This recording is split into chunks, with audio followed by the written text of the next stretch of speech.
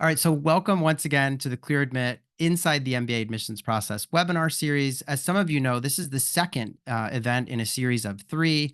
I think some of you were with us last week, so welcome back. And obviously, if you're joining us for the first time, really appreciate it. I'm Graham. I'm going to moderate today's session. I'm the co-founder of Clear Admit. That's probably all you need to know about me. Let me introduce each of our panelists just quickly here as we get into our discussion. I first want to welcome Meg Roundy. She is the Associate Director for Full-Time MBA Admissions over at Berkeley Haas. Welcome, Meg. Hi, thank you so much for having me. Oh, it's a pleasure. Great to have you back. I know we've done one of these in the past. Next up, we've got Lawrence Murray, and he is the Executive Director for Admissions and Financial Aid at the Tuck School of Business at Dartmouth. Hi, Lawrence. Hello, everybody. Great to have you. We're also going to hear today from Adam Smith, who's a director over in the MBA admissions office at NYU Stern. Hey, Adam. Hi, Graham. Hi, everyone. Happy to be here. Yeah, it's a pleasure to have you. And then we also have Emily Mercer, who's an assistant director for MBA admissions and student recruitment at UNC's Kenan-Flagler School of Business. Welcome, Emily. Hi, thanks, Graham. Excited to see you all today. Yeah, it's great to have you. And then last but not least, we're also going to hear from Amber Walsh, who is a senior associate director for admissions at the Yale School of Management. Hey, Amber. Hey, Graham. Thanks for having me here. So glad to be part of this panel. Yeah, I can't wait to get into our discussion. So we'll dive right in. We'll just go alphabetically. But Amber, fear not, at some point I'll switch it up and we'll go backwards to try to be fair to Yale with that letter Y. But in any event, let's start with Meg at Berkeley.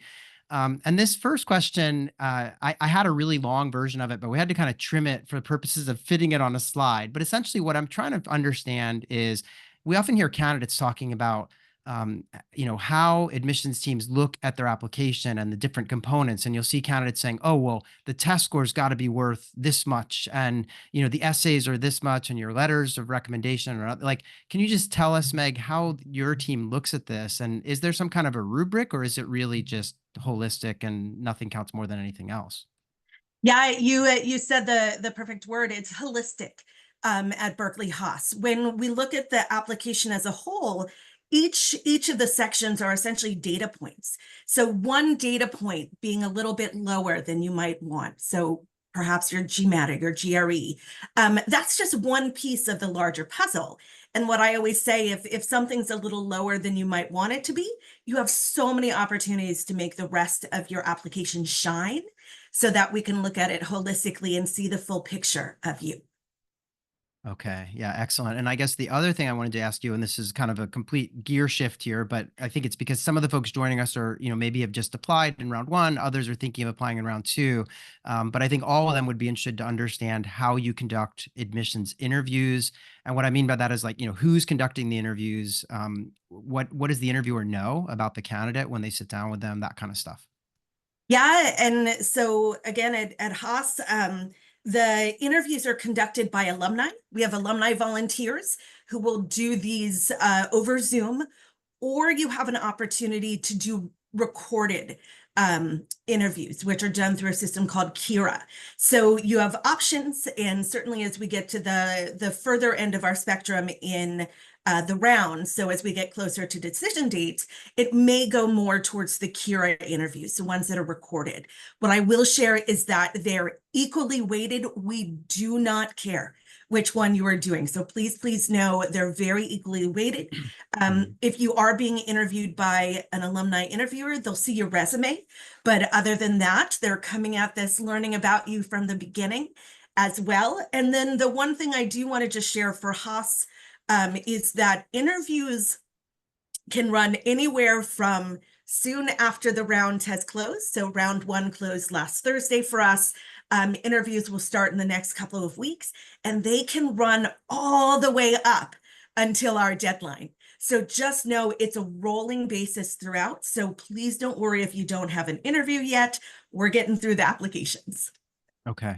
Yeah, that's super helpful to know. And I think there are several schools on this panel that do it that way, where the interviews could come out, at any point in that cycle. So let's move on. I appreciate you answering those questions, Meg. Let's talk with Lawrence over at Tuck.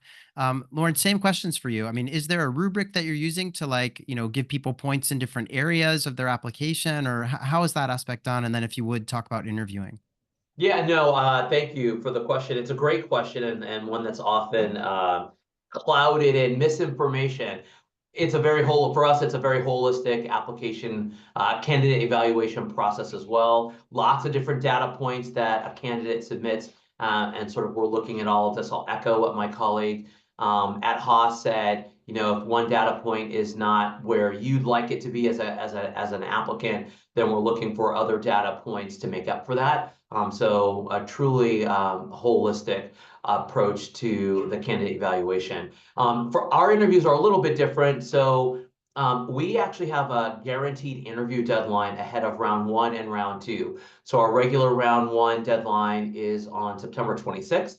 And our guaranteed interview deadline for round 1 was on September 3rd. So if you were interested, if you felt that you were ready to hit that submit button, you wanted to guarantee yourself an admissions interview, then you would have submitted by the guaranteed interview deadline.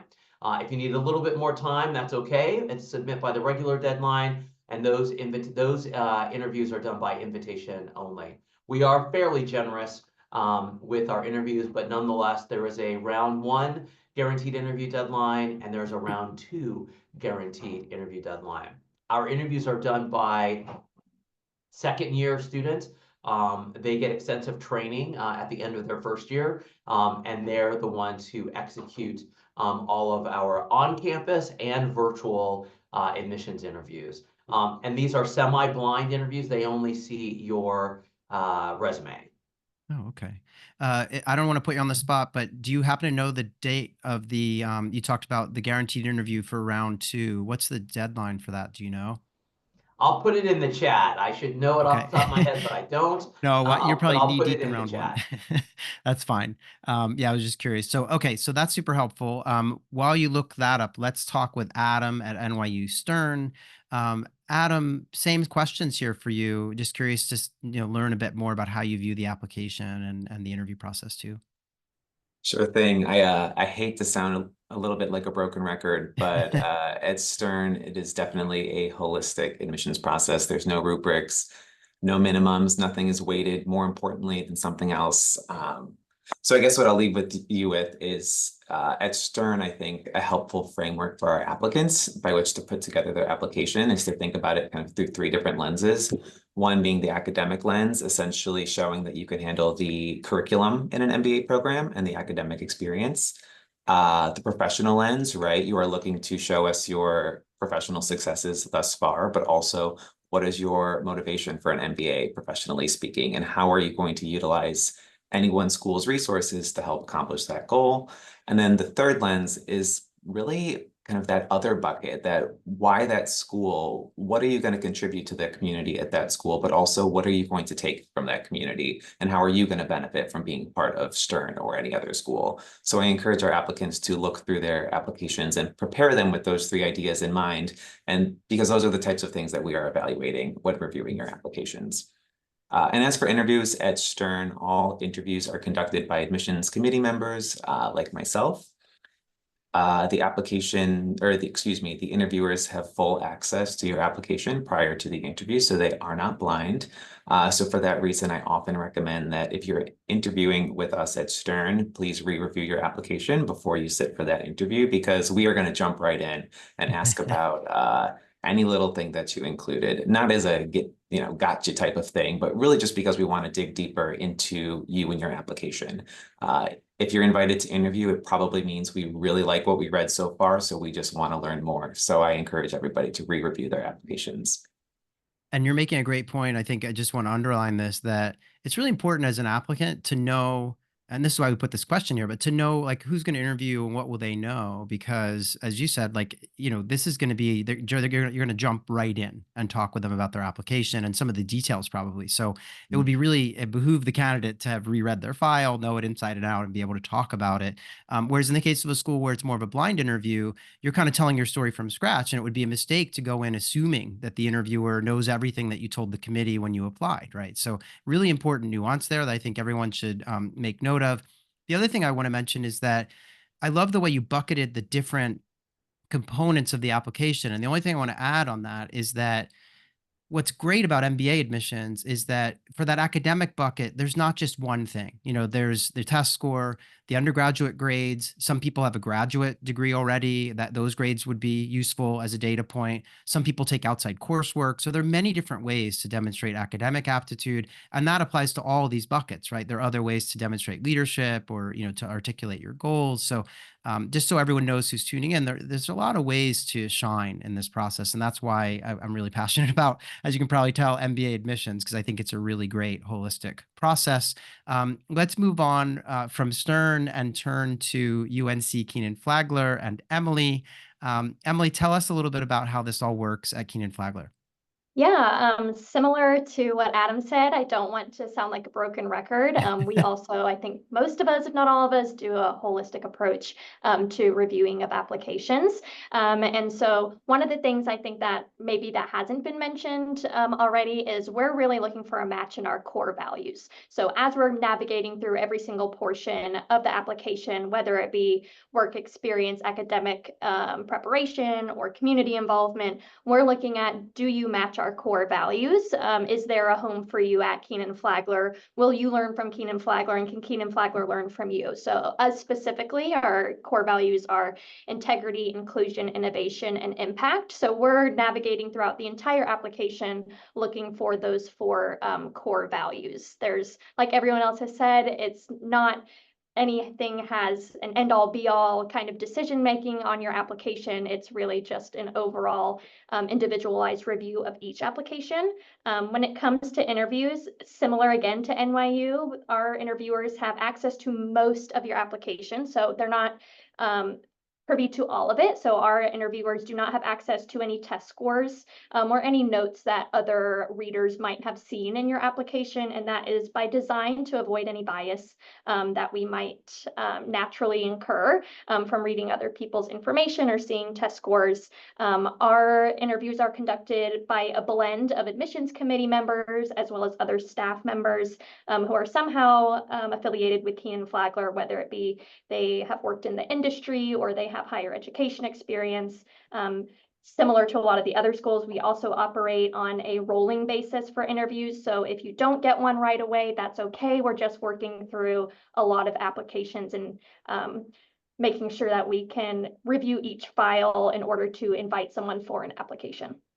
So I shouldn't interview. call the office every day to ask if I'm going to get an invite.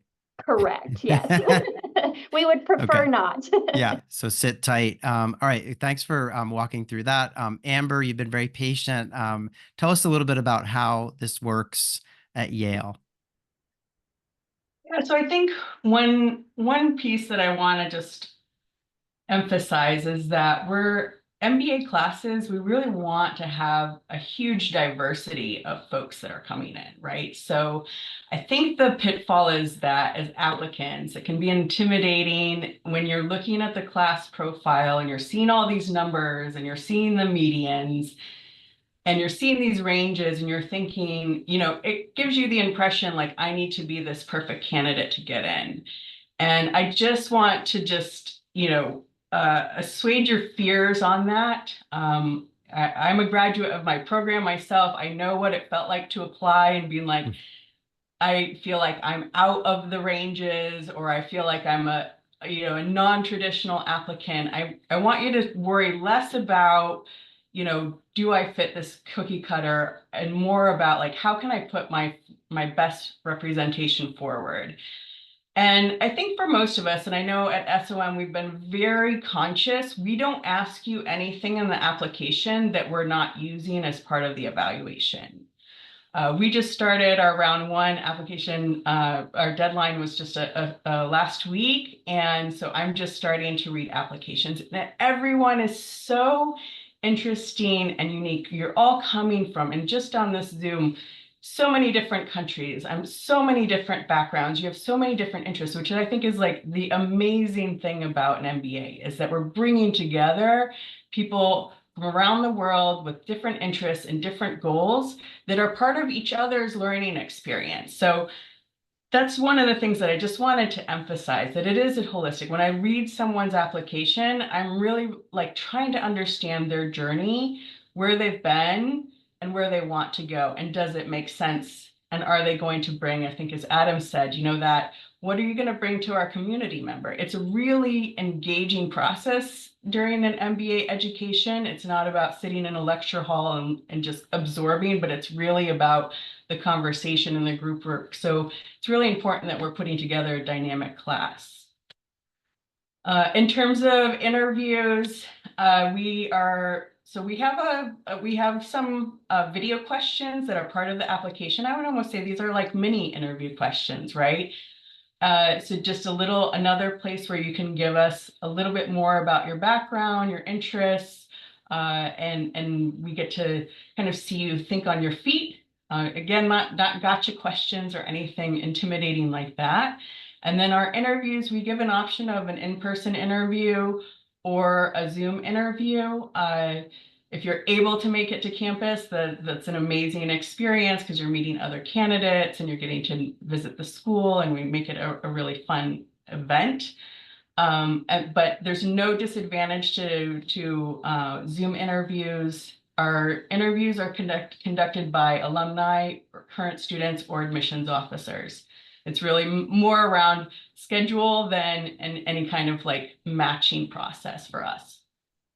And have they seen the file in its entirety, or just a resume? Or it's a blind interview, so only the resume. So my advice there too is like really remember that they don't know what your goals are. So they're going to have a little bit of about your background, but they're going to be looking for you to speak about, you know, what do you hope to gain from an MBA? What do you hope to gain from an MBA at that institution? Mm-hmm. And I also just want to highlight that this isn't you're interviewing us as well. Like, get to know the school, get to know the experience of that person that has a deep connection to the school. Sure. Okay. Excellent. All right. Well, I appreciate everyone responding to these roundtable questions.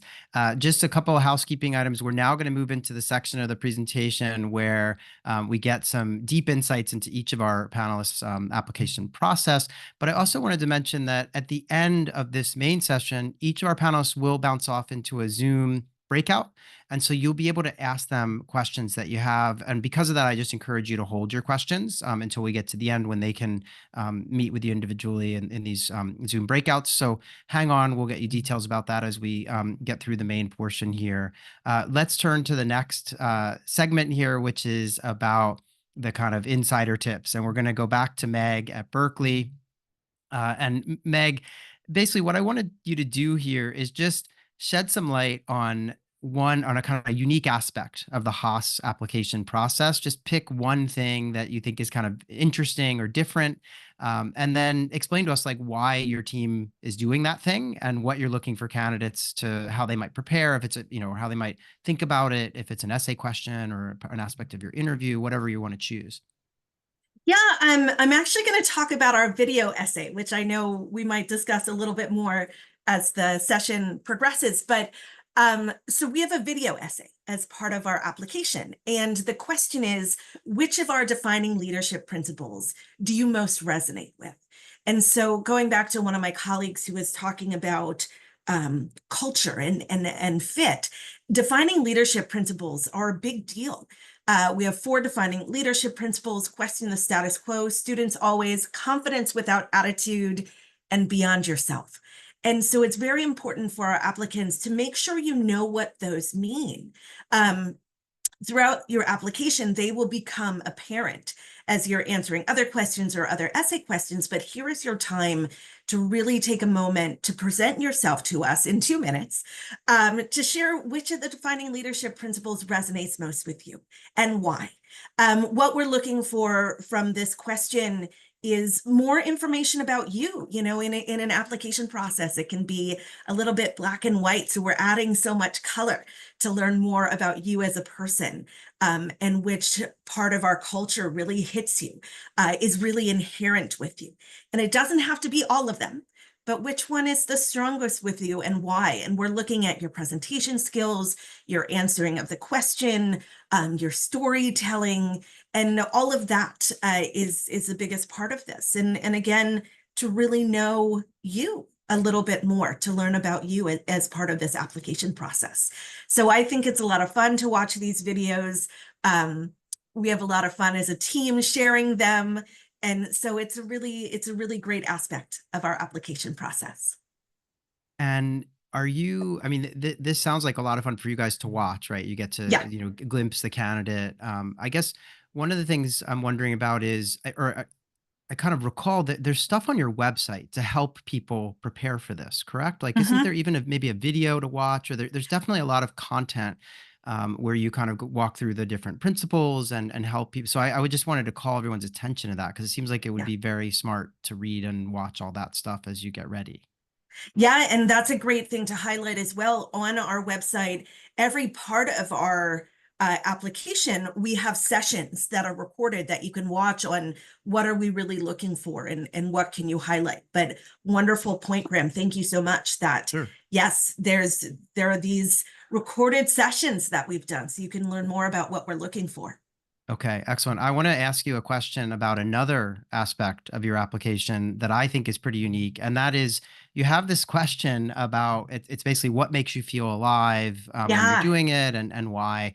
And, I feel like that essay could feel like a curveball for some candidates who are very much used to writing about, oh, my career goals are this, or these are my business accomplishments. And then they get this question, which is like, seems like it's meant to be about an outside interest, or, something else that they do, that they enjoy. But why are you asking that question, and how might someone think through a response? Well, we're pretty much just really nosy. So we want to know, I'm teasing. So much, again, of this application process can feel very black and white, can feel very sterile. And we at Haas, and I think a lot of our schools, we want to get to know you as a person. We're investing in you. What is your potential? So learning about what makes you feel alive, what really sets your soul on fire and makes you sing, whatever it is. We want to know that, to just learn more about you, to learn as we put together our class.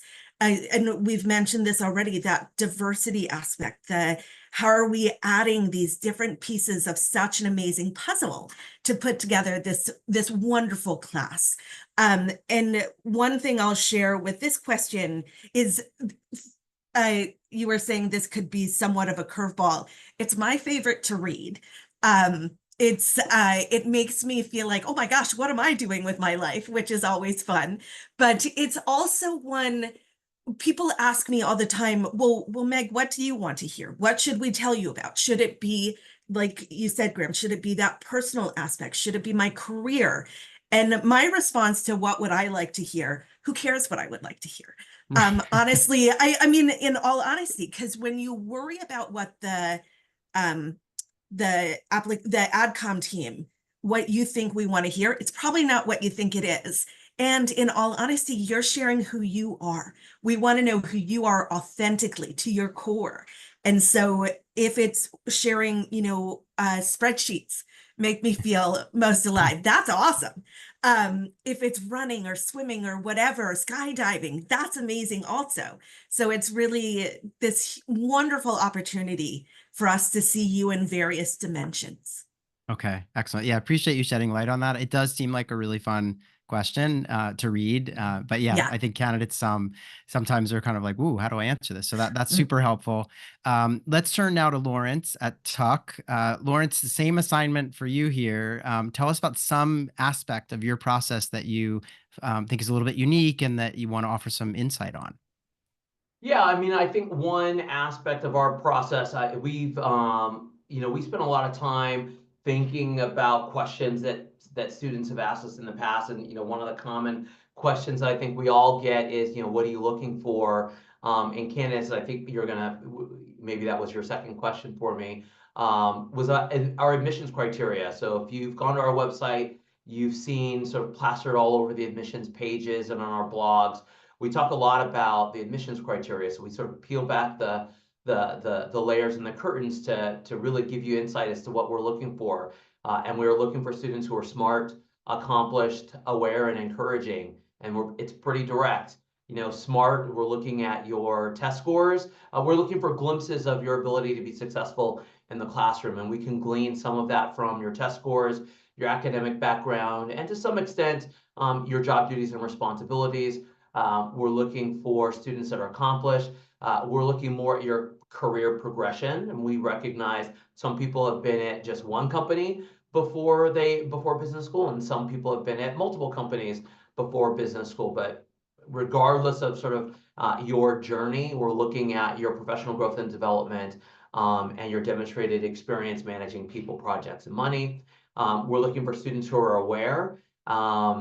So students who have an understanding of who they are, what their strengths are, and how they're going to contribute to the Tuck community. We're looking for students who also have an understanding of what their areas for growth and development are, and how the Tuck MBA in particular can help address those areas for growth and development. And then finally, we're looking for students who are encouraging. We have a very small community. Our business school itself is relatively small. We actually only have a full-time MBA program, so I think we might be the only school in our peer set that just has a full-time MBA program. We don't have any specialized master's programs. We don't have any executive MBA programs or part-time programs. So all of the resources at the business school are rallied to support the full-time MBA program. So with this sort of small environment, there's a high value for collaboration.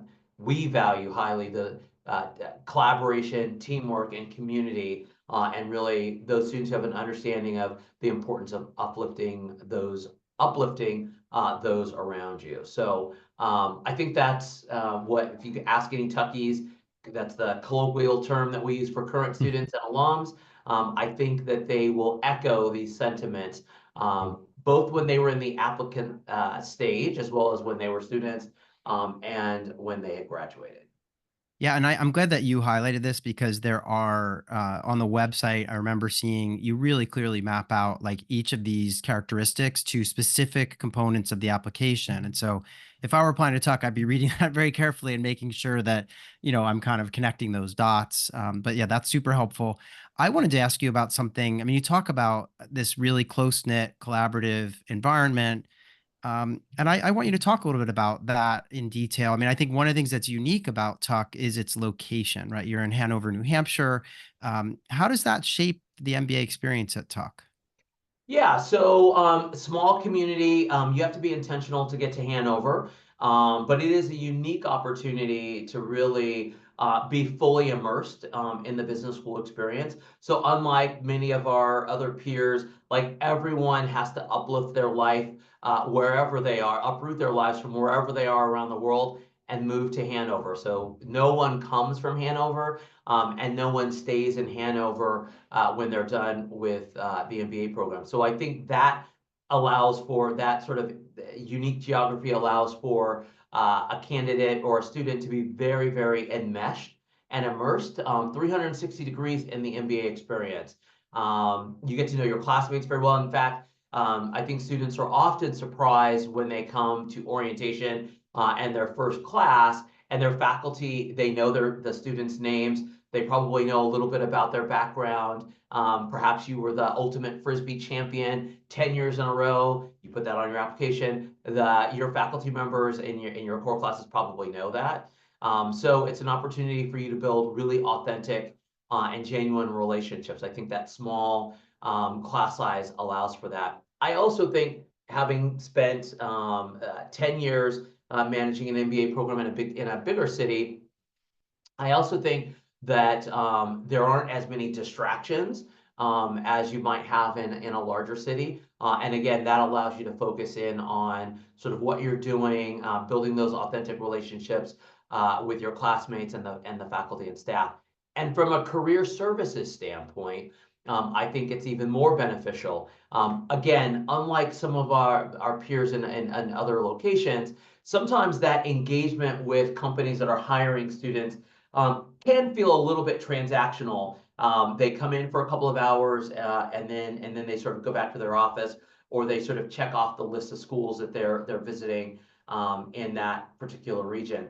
For us, our corporate partners, when they come up to Hanover, again, you have to be very intentional. They're here for a while, so they're here for a couple of days. In fact, I just flew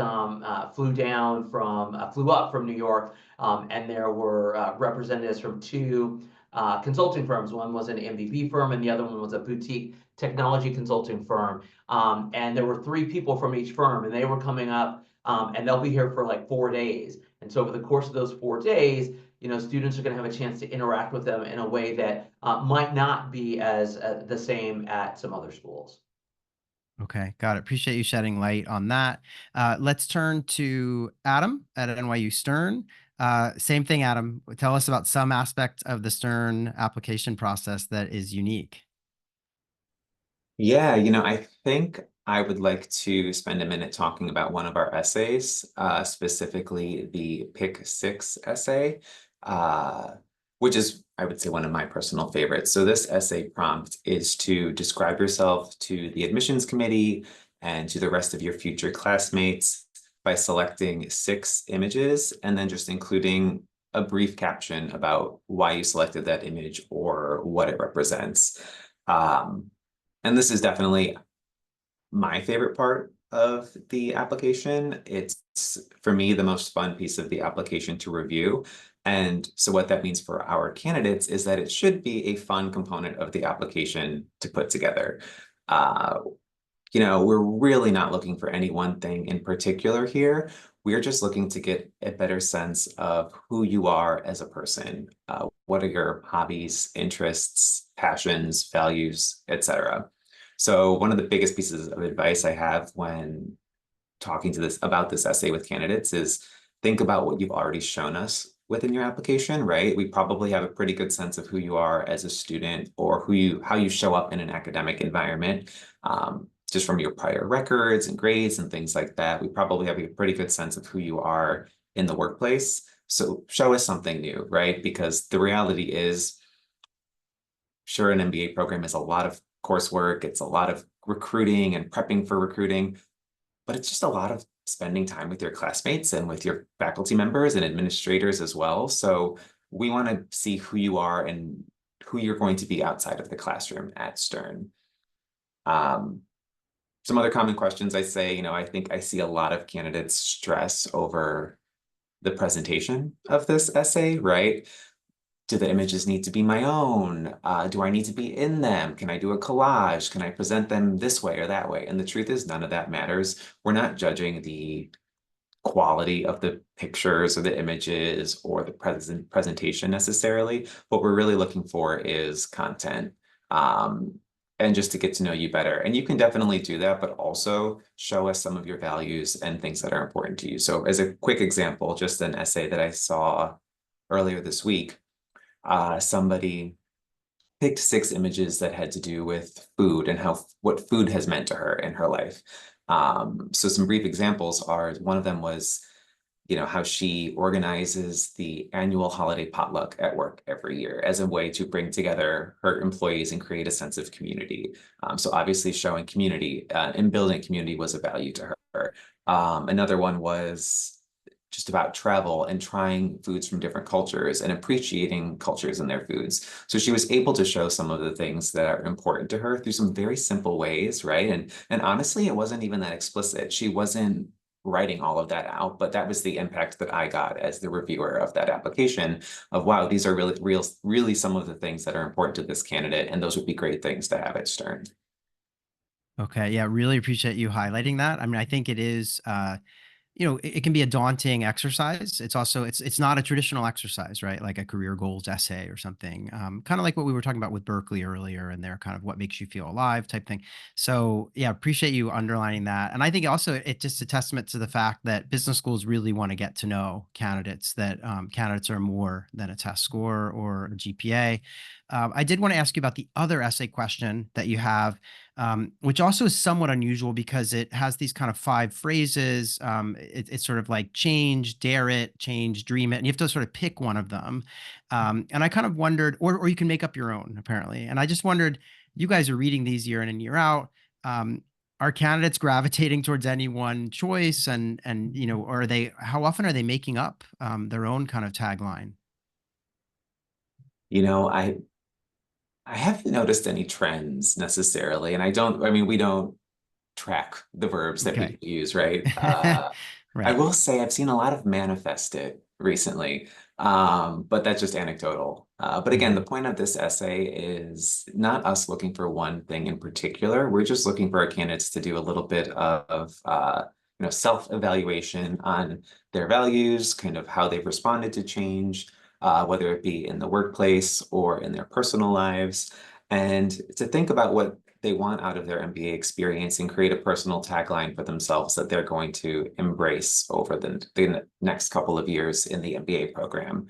So this, I would say, more than anything, is just an essay to encourage self-reflection. And again, for us to get to know the candidate a little bit more and a little bit more about their thought process. I'll say a lot of candidates use it as an opportunity to expand on their career goals a little bit, because at Stern, our essay about why an MBA is really quite brief.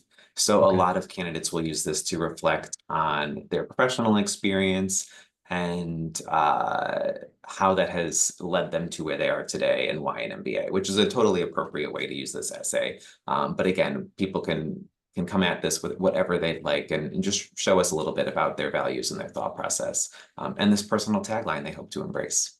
Okay, excellent. All right, appreciate you unpacking that a little bit for us. Let's now move on and hear a little bit about the application process at UNC Kenan-Flagler. Emily, what do you want to share about your process? Yeah, I think one of the things that is not known as often about our application is where we have the opportunity for candidates to express their interest in our Better Deans Fellows program. And that is something that we often get questions about. So I'd love to be able to dive into it a little bit more. Our Better Deans Fellow program is kind of our premier leader scholar program and allows students to have exclusive programming to kind of develop leadership skills and enhance personal growth. But in order to be considered for the Better Dean Fellows program, applicants have to submit an additional essay within the application. So all other fellowships you are automatically considered for, with the exception of the Better Deans Fellows. And that is by design, because we really want to make sure that those who we choose for the Better Dean Fellows are really wanting to be a part of it, because there is an extra lift that is required by those fellows. So the essay is 500 words, and it's not required for all applicants, but if you are interested in Better Dean's Fellows, then it is. I know we often will get the question, is it looked negatively upon my application if I do not fill it out? And the answer is no in this case, because we only want the people who are really interested in the Better Dean's Fellows program to complete the essay. And I think that also bodes well for the applicant as well, because we don't want you to have to kind of, for lack of better words, fake it through an essay if you're not super interested in being part of that additional programming. I know sometimes we have candidates with families and it's a little more difficult for them to participate in a program like that, and that's completely fine with us. So we want to make sure that everyone who we are admitting into that fellowship program is going to be a good fit for it. I know that the question revolves around your leadership experiences that you've had. How can you help the Better Dean's Fellows program, and how can the program benefit from you? And it's really just a way that we really like to see how we can contribute to your growth as a leader. I can provide more context once people come in breakout rooms afterwards, but just at a very high level what our Better Dean Fellows program is. It is really a focus on our core values of integrity, inclusion, impact, and innovation, in addition to the program's pillars, which include leadership development, recruiting, networking, and giving back. So you complete different projects as part of your second semester in your first year. Usually it has to do with giving back to the North Carolina community. I know in the past year, they worked with a Center for Sustainability on EV batteries and recyclable textiles with the Lumbee tribe.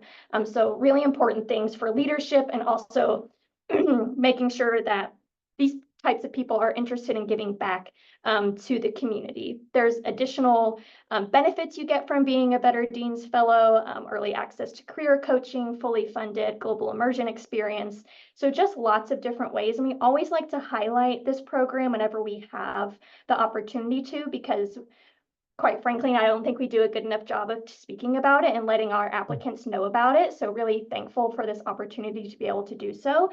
But in terms of kind of getting back to that question, what we're looking for students who are interested in the Better Dean's Fellow is we want students who have a passion for making an impact within a community, as well as in addition to people with a strong academic success or relevant, strong leadership experience.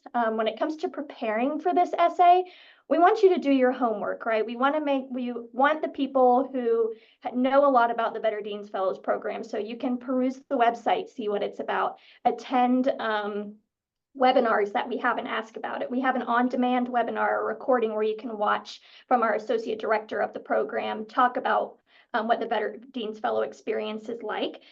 We want to make sure that it's intentional and that you're not just filling out that essay for the sake of filling it out. Make sure that you really have a good idea of what the program is when you are applying.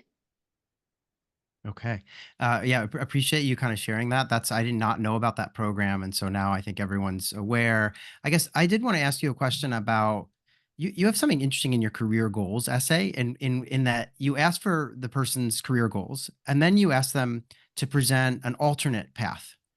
Like if things don't work out, what would you do as an alternate path? And I wondered, like, how much leeway do applicants have with that question? So for example, if I say I want to do consulting, and then my alternate path is investment banking, would that strike you as weird? Like, how, like, do the two paths need to be somewhat similar, or is it okay to have a kind of completely different idea? Like, what are people normally doing with that?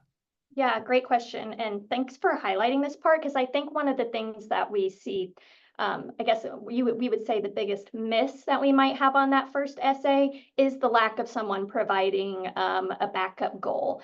And that really is designed because I think we all know the tumultuous economy that we live in. We never know what's going to happen. And we want to make sure that if your first plan doesn't work out, that you have a backup plan. Or if when the admissions committee is reading your application and we think, oh, well, I don't know if we can help you with your first goal, but we could help you with your second goal. That is something we want to be able to see as well. But no, it's okay if there is a large discrepancy between the two, as long as the goal is still realistic.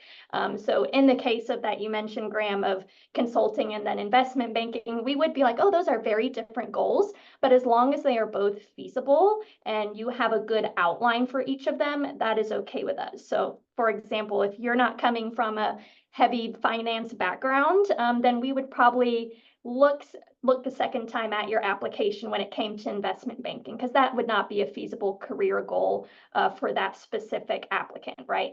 So we're really just looking for kind of an awareness of that things might not always go to plan. How do you react to things not going exactly to how you would like it to go? And do you have that backup? And being able to at least identify that there is a backup goal. Okay.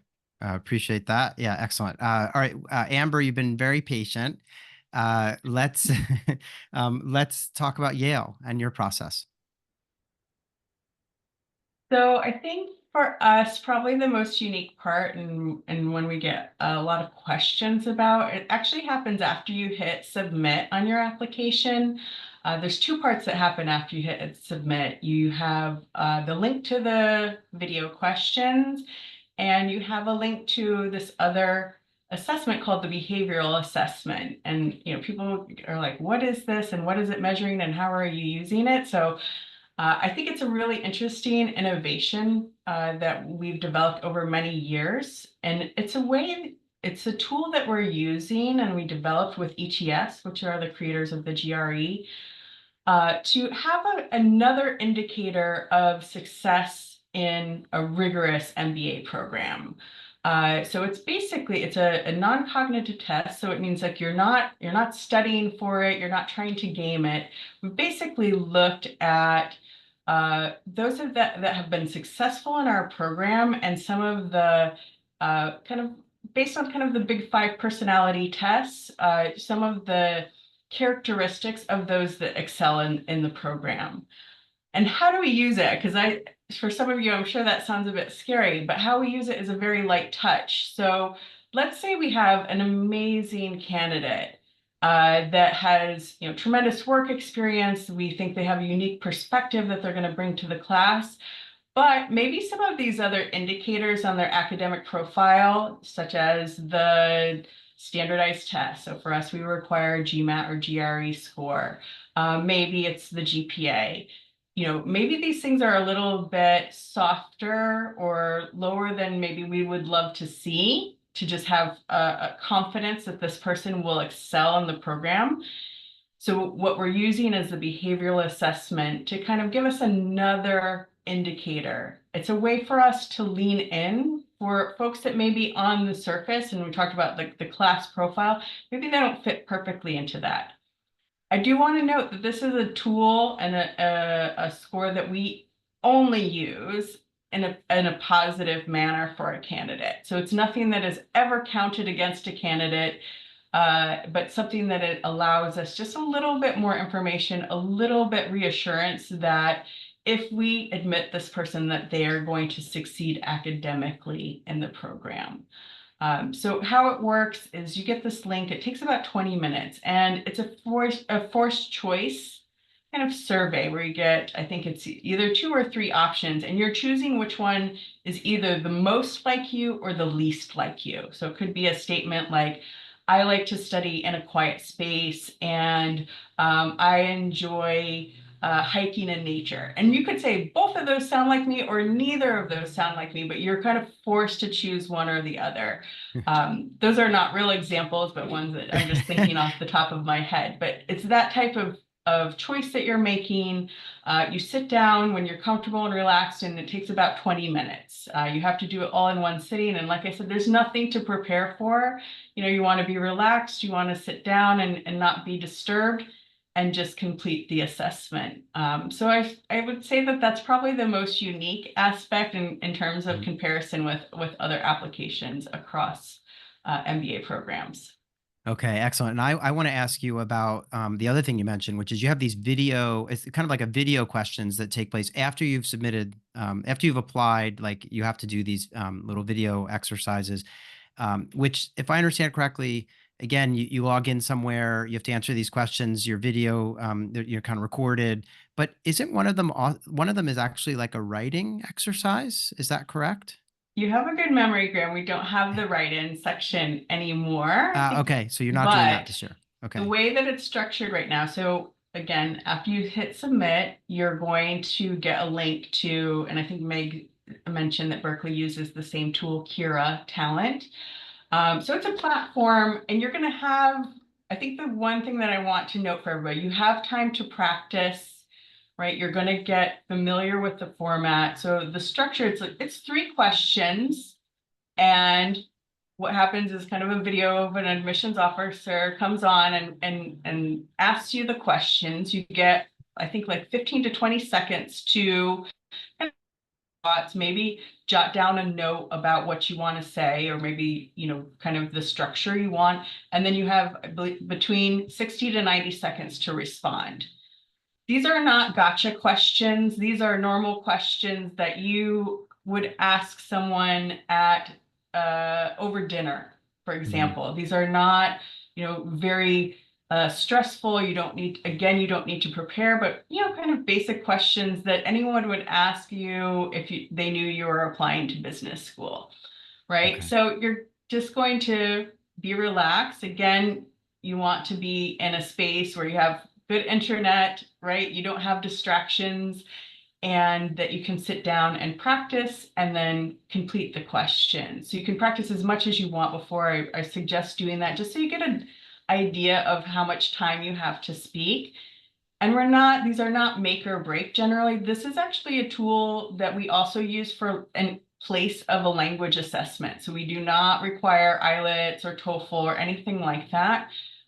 So this, it's also a way for us just to kind of check like how easily can you communicate? Do you understand the question? Are you thinking on your feet? And we're just looking for a relaxed and non-rehearsed answer. We don't want to see people reading an answer or using AI tools to come up with some kind of very fancy answer. We're just looking for you to answer the question in a comfortable and familiar way. Okay. Excellent. Yeah, appreciate you shedding light on that and clearing up the writing part. It sounds like that's gone, so that's good. We have one more thing to do, and then you guys are going to go into your breakouts and can take questions from all of the folks that have joined us today. Amber, I want to stay with you. We'll go backwards through the alphabet. So we have 3 questions, and I'm going to have you do all 3, and we'll just try to zip through because we have about 10 minutes left. So the first question, Amber, is what's the best place to eat on or near your campus? I almost want you to answer the question, Graham, because I know you've eaten in New Haven a few times, but I would be remiss if I did not say that you must have New Haven pizza. It's the best in the country. Outside of Italy, we have the best pizza. So my favorite is Sally's Pizza. A little known fact too, that New Haven is the home of the original hamburger. We still have Louis' Lunch as the original hamburger.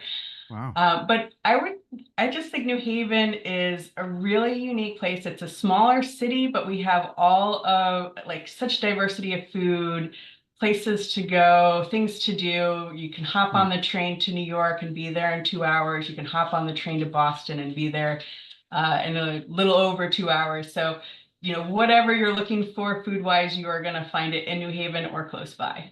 Okay. Next question for you is just a general piece of application advice for today's attendees considering Yale SOM. Still for me? Okay.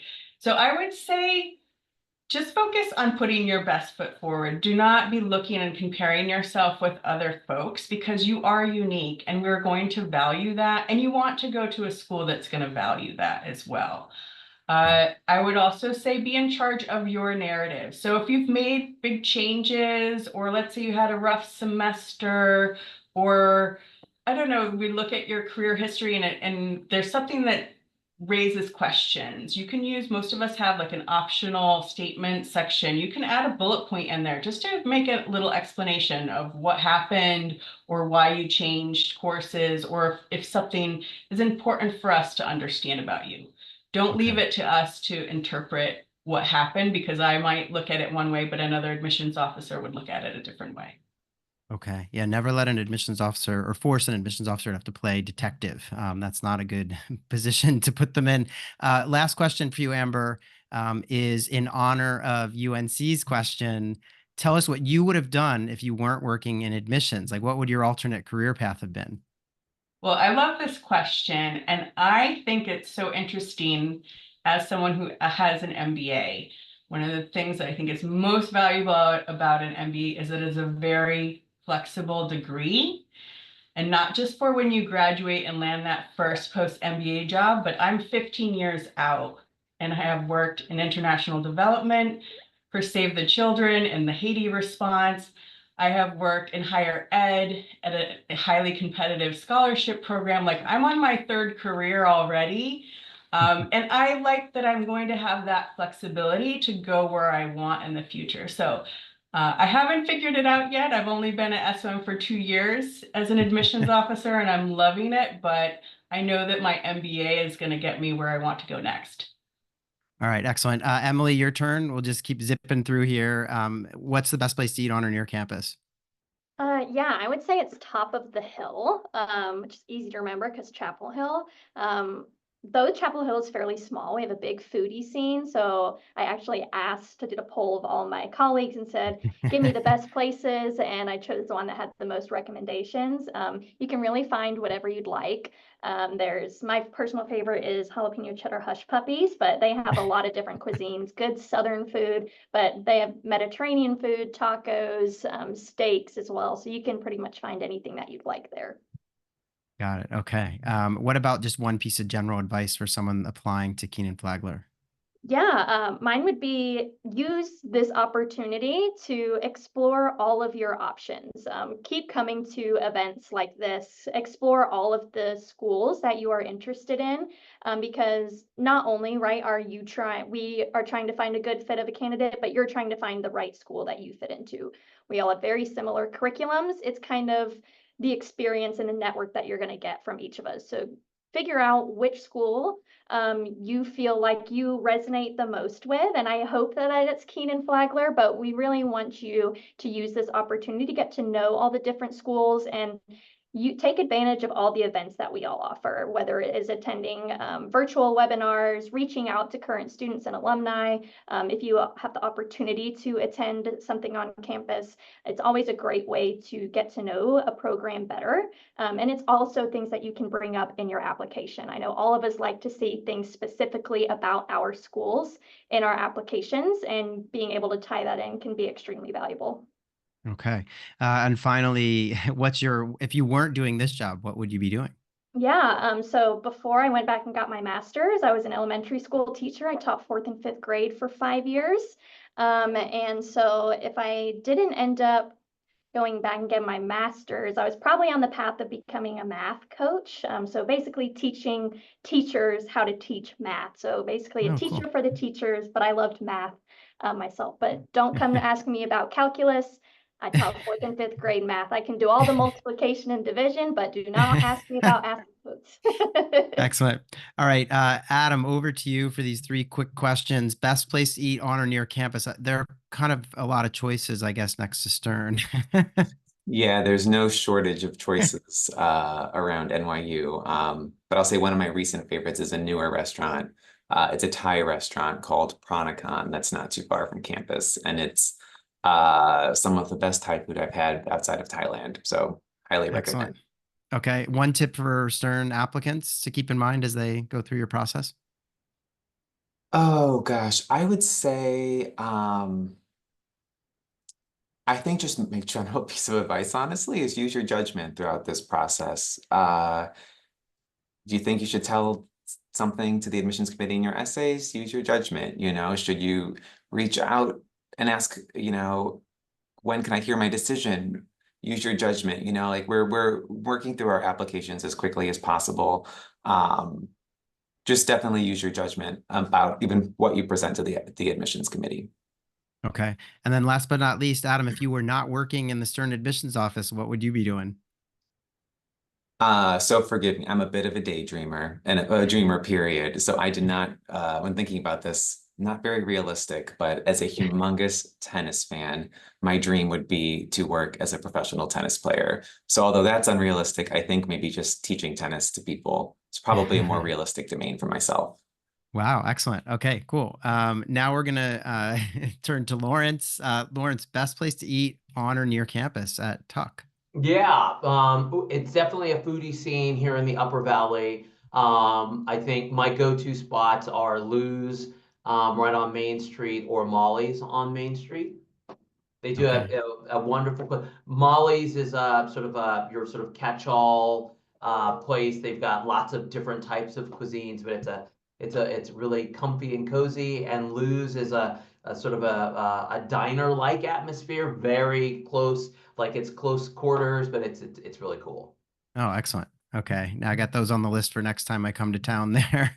All right, what about a piece of advice for Tuck applicants?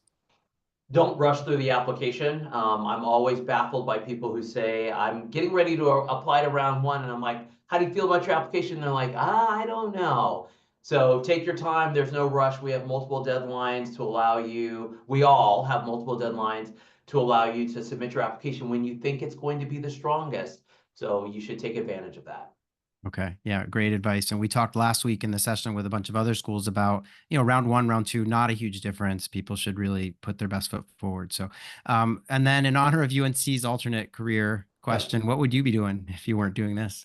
Yeah, before business school, I worked in consulting. So I'd probably still be in consulting, but I'd probably be doing like more fun consulting. I did systems implementations consulting before. I'd probably do something a little different now. Okay. Got it. Appreciate that. Meg, thanks for waiting as we went Yeah. backwards here. Best place to eat on or near Berkeley Haas's campus? Yeah, there are way too many places, but I've got to say that when I'm craving something, there are two pizza places that are very similar. One is called Cheese Board and one is called Sliver. And they're vegetarian and they're full of flavor and you get what you get. And they're just amazing. So Oh, excellent. I would Okay. say Sliver or Cheese Board pizza Okay. for sure. What about one piece of advice for people applying to Haas? Yeah, so this one is be authentic and be honest. I think my other colleague said it really well, that there is the right place for you. Hopefully it's Haas. Hopefully it's one of us and one of the schools that are on the call, but it's really about where is the best fit, and both the best fit for that you're the best fit for the school, but the school is also the best fit for you. So authenticity and honesty are big for me. Okay. And alternate job? Okay, I'm sorry to end. You guys are going to kill me ending it on this. So I've been at Berkeley Haas for 18 years. So I don't know that I can, really think so much outside of our little Haas bubble. But the way I answer this is I always say I would be a bartender in Tahiti. But I'm going to pull this apart just a little bit because there are reasons. Bartender, I like to create things. I like to cook. I like to mix things, baking, all that. So the creativity. And then I would also get to talk a lot, which we do here. And then Tahiti, like throw me on an island near water and I'm happy. Yeah. So sorry to end on that, but No, that's a nice thing to end on. I think some of us saw the Olympics. The surfing part of the Olympics was in Tahiti this year. Yeah. All right, what I'm going to do now is I want to thank our panelists for doing this main session. I want to invite our panelists to step backstage while we prepare your breakout rooms. But Lawrence, Adam, Emily, Meg, Amber, I just so appreciate your time. Hang out backstage. We'll put you in your breakout so that everyone can ask you their individual questions. In the meantime, those of you who joined us, I just want to give our panelists a minute to catch their breath, maybe get a drink of water or whatever they need to do as they step backstage. And we will set up the breakouts here in just about 30 seconds. While we're waiting and giving them a chance to catch their breath, I wanted to just call your attention to some of the free resources that are available to you at clearedmit.com. I think many of you probably know there's a tool called Livewire, which allows applicants to give sort of live updates on how things are going with their application process. You can indicate that you applied somewhere or that you got an interview, and it's anonymous. People share their stats and things in an anonymous fashion. And it's just a great way to kind of keep your finger on the pulse of like what's happening in the MBA admissions world. The other thing I wanted to mention is we do have a podcast and we air episodes at least once a week where we talk about all things MBA admissions. We often have guests on the show. Admissions directors and do kind of Q&As. And you can find the Clear Admit podcast anywhere that you would listen to a podcast, whether it's Apple or Amazon or Spotify. So please tune in, subscribe. You'll get episodes delivered to your podcast feed at least every week. So join us for that. And then the last thing that I wanted to mention is that if you did apply in round one, or if you're hoping in the future to do interviews at these schools, we have this amazing archive on our website where past applicants have gone in and left little notes about what it was like interviewing at schools. And so they'll say, oh, I had my interview on Wednesday and here's how it went. Here's who I met with. These are the kinds of questions I got. And there's this massive archive of literally thousands of reports. It's probably the largest repository of this kind of content on the internet. So if you make it to an interview, just go and read those reports. They're really useful and can help you to think about your preparation for that. We will be doing this again next week with another set of schools. I don't have the list handy. I'm not going to make mistakes and mention schools but I think it's Duke and I want to say Columbia and some others. So come back next week, same time. In the meantime, I believe that our panelists are now ready. They've had their break. So we're going to open up breakouts. You can go from one breakout to the other. You can only be in a one at once. But if you ask a question of Lawrence at Tuck, you can then bounce off after getting that question answered and go talk with, Meg over at Berkeley or whoever you want to chat with. So you can bounce around. Thank you so much for joining us. It means a lot to everyone here at ClearAdmit and to our panelists who joined to hear from you today and have your presence. So best of luck to everyone as you journey through this process. If you don't have the latest version of Zoom, or if you're using a version of Zoom that's just via the web, you may need to open it via the app instead when you want to get into these individual breakouts. Otherwise, we're going to put the links into the chat. So enjoy having your questions answered, and I hope to see many of you next week.